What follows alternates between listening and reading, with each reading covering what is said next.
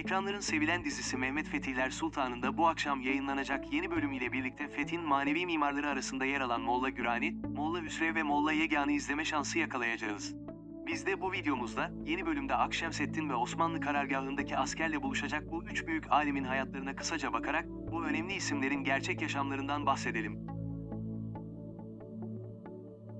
Molla Gürani Hazretleri, Fatih'in ilim aşığı bir padişah olarak yetişmesinde ve İstanbul'un fethinde önemli rol oynamış bir alimdir. Asıl adı Şemseddin Ahmet bin İsmail olan Molla Gürani, oldukça heybetli ve vakur, aynı zamanda da alçak gönüllü birisi olarak tanınmıştır. Doğum tarihi net olarak bilinmemekle birlikte 1410 yılında dünyaya geldiği genel kabul görür. Yaşamının ilk yıllarında Bağdat, Şam ve Kahire gibi önemli merkezlerde ilim tahsil eden Molla Gürani, Sultan II. Murat döneminin önemli alimlerinden biri olan Molla Yegan ile birlikte Anadolu'ya gelmiş, Sultan Murad'ın teveccühüne mazhar olmuş ve onun ricası üzerine Şehzade Mehmet'in hocalığı görevine getirilmiştir. Sultan Mehmet Han'ın tahta çıkmasının ardından istişare meclisinde yer alan Molla Gürani, İstanbul'un kuşatılması ve fethi konusunda sürekli teşviklerde bulunmuştur. Kazaskerlik, Bursa Kadılığı ve müderrislik gibi önemli görevlerde bulunan Molla Gürani, 1480 yılında Osmanlı Devleti'nin Molla Fenari, Molla Fahreddin Acemi ve Molla Hüsrev'den sonra 4. Şeyhülislam'ı olmuştur. Molla Gürani, 1488 yılında İstanbul'da vefat etmiş ve Aksaray semtinde kendi yaptırdığı caminin haziresine defnedilmiştir. Asıl adı Mehmet bin Feramurz olan Molla Hüsrev Hazretleri ise, Molla Yegan ve Haydar Helevi gibi alimlerden ders almıştır. II. Murad'ın saltanatı oğlu Mehmet'e terk etmesi sırasında yani 1444 yılında kazaskerlik görevine getirilmiş, II. Murad'ın yeniden tahta çıkmasının ardından bu görevden ayrılarak Edirne kadısı olmuştur.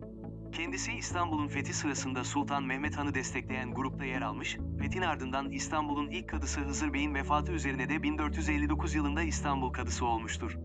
Kaynaklardaki bilgilere göre 1473 yılında Molla Hüsrev, bir düğün cemiyetinde dönemin alimlerinden Molla Gürani'ye padişahın sağında, kendisine solunda yer verilmesini ilmi derecesine uygun bulmadığından İstanbul'u terk edip Bursa'ya gitmiş ve burada Hüsrev medresesini kurmuştur.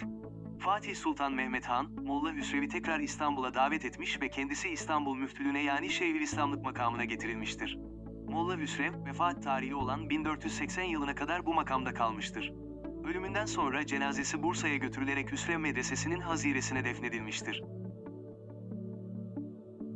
Molla Yegan Hazretlerinin de asıl adı Mehmet'tir. Kendisi Molla Fenari'den dersler almış ve 1431 yılında Molla Fenari'nin ölümünün ardından onun yerine Bursa Kadılığına getirilmiştir.